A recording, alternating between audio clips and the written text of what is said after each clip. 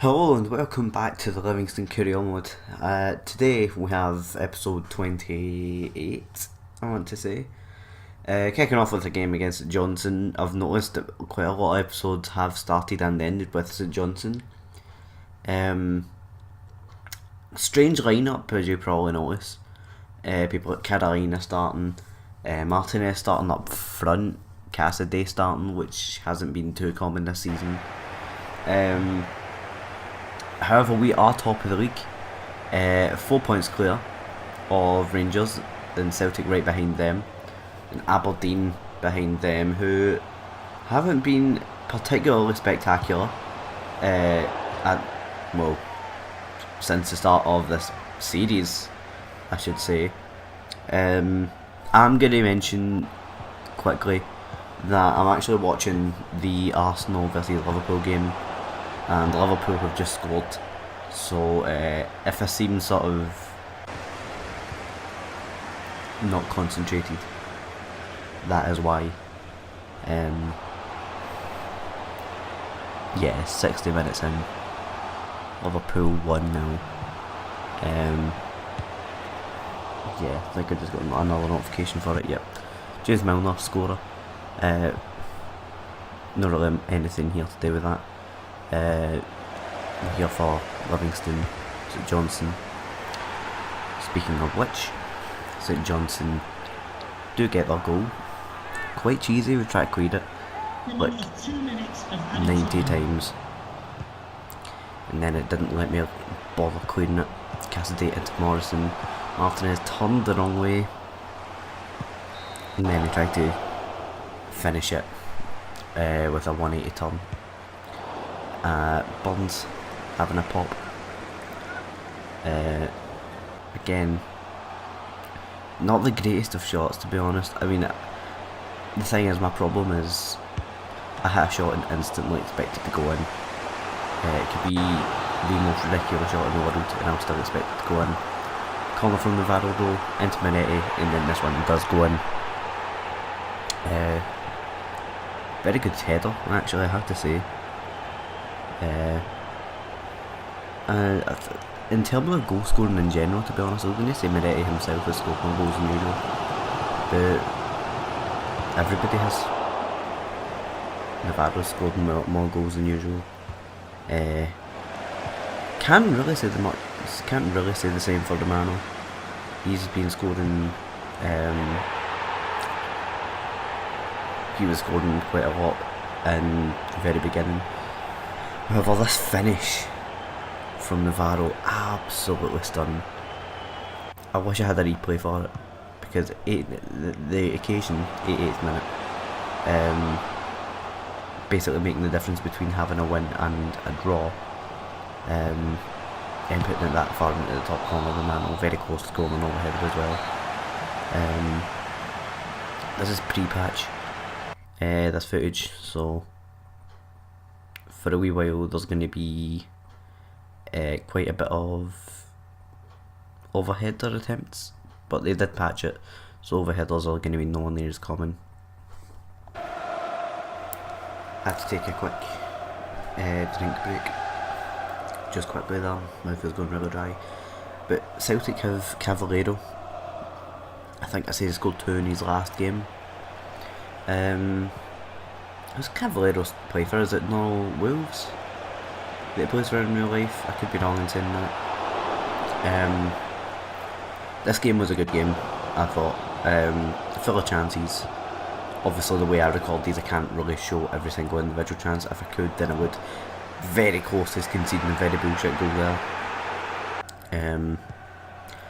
Yeah, but the chances in this game, they came in numbers. Let's just say that. Navarro, good chance here. Howard don't score from that opportunity there. I'll never understand. Nelson hitting the post from less than 6 yards out. Kinda tight angle, but if you can hit the post, surely you can hit it into the back of the net. Another dodgy chance though. And I just realised actually it was Cavallero that whipped this ball in. tried to clear it and it never let me. Kinda typical, if you ask me. Very decent attempt here, tried to clear it back out and it goes right to Ryan Christie. Very good attempt. What's his name? Had a little quick break there. Very good chance of Redwald. Very end of the game, what I meant to say was it was a good save for Anderson. Unfortunately, we lost the game. It's the first loss I've had in a wee while actually. But yeah, we are still playing well. Despite losing to Celtic, Celtic are still technically the best team in the league, I'd say, in terms of stats and stuff. And ratings and all that good stuff. See fireworks going off out the window. Yeah, but next game up against Kilmarnock at home. I'm pretty sure we're unbeaten at home. Could be wrong in saying that. Pretty sure we're unbeaten though. We have the best defensive record in the league. If we never conceded in the last game, it would have been, well, we wouldn't be drawn with Celtic for the best. I just seen from the corner of my eye that actually Liverpool very close to scoring there. If Manny got the connection with that ball, that would have definitely been a goal. Yeah, definitely. But he just missed it. Yeah, but back to the game. Romano into Danny. I thought it was a deflection. I thought it was a save. Apparently it wasn't. Apparently it was just a really poor shot, but who cares? Romano putting it in the back of the net. How many goals he got? That's 6, 7 maybe? Is it as many as that? Might not be as many as that. But well, goals are actually quite evenly split, I think. But Kilmarnock come back into the game. It's kind of typical really. It happens so much when you go up and you score and then the opposition goes up and scores. I kind of wish that the ref never blew his whistle there, even though it was offside. I kind of wish, I just wanted to see if it was actually going to go in the back of the net or not. Was certain that was a penalty, was absolutely certain, but went into an instant replay to have a closer look. He did get a toe to it, to be fair. Great save from Anderson. I think he's what, 77 rated.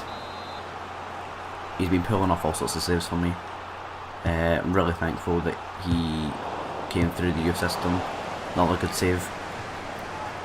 Bit cheesy for them to even get the shot off in the first place, but very good save still. Kept this in because I don't know why my player's not going down there or anything. Should definitely be a foul of sorts at least. Bobby Burns hitting a shot and it goes flying over the bar, just a deflection. Then we get another corner. We've been doing well from corners so far. Navarro puts it in. It's Torres. It just hits it over the bar. I'm not sure if he'd actually scored yet for us. Awful pass, and I shat myself here. Thought Moretti was going to put it into the back of the net. Torres up to Morrison, and none other than Elvis every time, top left corner. He just knows how to score this season. It's like every episode he's done it now. This season, that is. He's doing very well. But the ball flies out to Morrison, into Burns, into Lawson. Hits the post, Torres gets it. And if he hasn't scored, then that's his first goal for the club. And I'm glad I got it. He's a DM though. Well, his actual position is CM and CDM, but I'm going to be playing him as a DM as much as possible. And then I'm pretty sure to end the game is a very, very poor shot from Mensah. 93rd minute, 3-1 Livingston. Getting back into winning ways after the defeat from Celtic. Or the defeat to Celtic. we're going to get into some contracts, pre-season contracts. Now, this guy, he's going to be Mensah's replacement. Not sure if it's this episode or next episode, you'll see.